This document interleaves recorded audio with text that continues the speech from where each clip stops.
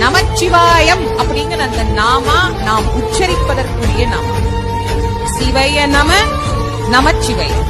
இந்த ரெண்டு நாமாவும் வாழ்க்கையில நம்ம மறக்கவே கூடாத நாமம். எப்பெல்லாம் நேரம் இருக்குதோ அப்பெல்லாம் உள்ள நம்ம சொல்லிட்டே இருக்கணும். ரெண்டுத்துக்கும் என்னமா வித்தியாசம்? சிவாய நம என்று சிந்தித்திருந்தேன். நீங்க இத ஒரே வார்த்தையில புரிஞ்சுக்கோங்க. சிவாய நம சிந்திப்பதற்குரிய நாமா, நமச்சிவாய சொல்லுவதற்குரிய நாமா. அவ்வளவுதான். நீங்க மனசுக்குள்ள ஜெபம் பண்ணணும்னா சிவாய நம, வாய் விட்டு சொல்லணும்னா நமச்சிவாய. அத மாணிக்க வாசகர் முதல்ல எழுதிட்டார். நமச்சிவாயவ சத்தமா சொல்லு, சிவாய நமவ மனசுக்குள்ள நினைச்சுக்கணும்.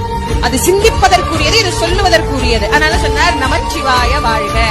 அது எங்க இருக்கு? திருவடியில தானே கிடைச்சது. ஏன்னா அவருக்கு ஞானமே அங்கதான் கொடுத்தாராம், சுவாமி காலில தான் கொடுத்தாராம். அதனால சொன்னார் நாதன் தாழ்வாள், சிவன் அவன் என் சிந்தையுள் நின்ற. அதனால் ஏதான் ரொம்ப அழகா எழுதுறார். அவனருளாலே அவன் தாழ்